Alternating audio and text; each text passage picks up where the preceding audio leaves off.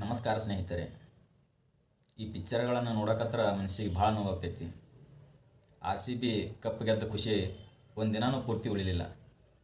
ಯಾಕಂದ್ರೆ ನಿನ್ನೆ ಮಧ್ಯಾಹ್ನ ಸಾಯಂಕಾಲ ಅಷ್ಟರಾಗ ಬೆಂಗಳೂರು ಸುತ್ತಮುತ್ತ ಸೂತಕದ ವಾತಾವರಣ ಸುತ್ತುವರೆದಿತ್ತು.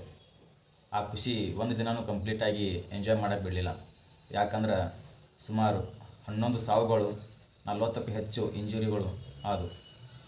ಇದು ಚಿನ್ನಸ್ವಾಮಿ ಸ್ಟೇಡಿಯಂ ಔಟ್ಸೈಡ್ ಟ್ರ್ಯಾಜಿಡಿ ಬಗ್ಗೆ ಕ್ರಿಕೆಟಿನ ಕೆಲ ದಿಗ್ಗಜರು ಮತ್ತು IPL ಚೇರ್ಮನ್ಗಳು ತಮ್ಮ ಅಭಿಪ್ರಾಯವನ್ನು ತಿಳಿಸಿದ್ದಾರೆ. ಅವರು ಏನು ಅಭಿಪ್ರಾಯವನ್ನು ತಿಳಿಸಿದ್ದಾರೆ ಅಂತೇಳಿ ಈಗ ಮುಂದಿನ ಸ್ಲೈಡ್ನಲ್ಲಿ ನೋಡೋಣ. IPLನ ಚೇರ್ಮನ್ ಆದ ಅರುಣ್ ಧುಮಲ್ ಅವರು ತಮ್ಮ ಟ್ವಿಟರ್ ಖಾತೆಯಲ್ಲಿ ಹೀಗೆ ಬರ್ಕೊಂಡಾರ.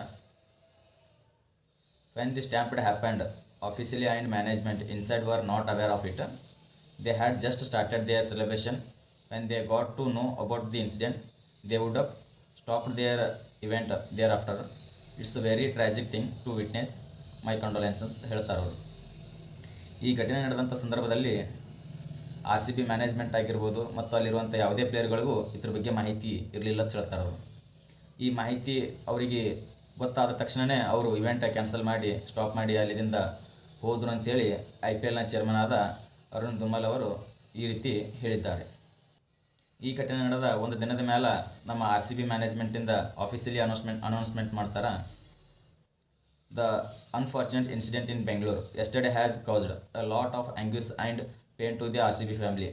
As a mark of respect and a gesture of solidarity, RCB has announced a financial support of 10 lakh to each of the 11 families of the deceased. In addition, a fund called RCB Cares is also being created to support fans injured in this tragic incident. Our fans will always remain at the heart of everything that we do. We remain united in grief.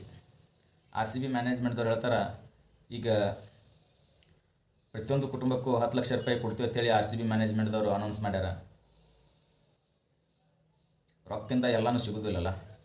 ಯಾಕಪ್ಪ ಅಂದ್ರೆ ಆ 11 ಜನದಲ್ಲಿ ಒಬ್ಬ ಹುಡುಗನ ತಂದೆ ಹೇಳ್ತಿದ್ರು, ನಾನು 100 ಕೋಟಿ ಆಸ್ತಿ ಮಾಡೀನಿ, ಏನು ಮಾಡಲಿ ಅದಕ್ಕೆ ಅಂಥೇಳಿ. ಇವರು ಕೊಡುವಂಥ 10 ಲಕ್ಷ ರೂಪಾಯಿ ಅದಕ್ಕೂ ಇದು ಆಗೋದಿಲ್ಲ.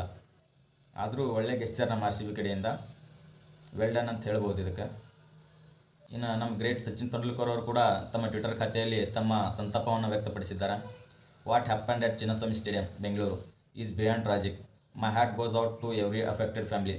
Wishing peace and strength to the all ಅಂತೇಳಿ ಈ ರೀತಿ ತಮ್ಮ ಸಂತಾಪವನ್ನು ಸಚಿನ್ ತೆಂಡೂಲ್ಕರ್ ಅವರು ವ್ಯಕ್ತಪಡಿಸಿಕೊಂಡಾರ. ವಿರಾಟ್ ಕೊಹ್ಲಿ ಅವರು ಕೂಡ ಈ ವಿಷಯ ತಿಳಿದ ತಕ್ಷಣ ಅವರು ತಮ್ಮ ಇನ್ಸ್ಟಾಗ್ರಾಮ್ ಖಾತೆಯಲ್ಲಿ ಸಂತಾಪವನ್ನು ವ್ಯಕ್ತಪಡಿಸಿದ್ದಾರೆ. ಏನು ಮಾಡೋದು, ಎಲ್ಲರೂ ಸಂತಾಪ ವ್ಯಕ್ತಪಡಿಸ್ತಾರೆ. ಕಳೆದು ಹೋದ ಜೀವಗಳು ಮತ್ತೆ ಹೊಳಿ ಬರೋದಿಲ್ಲ.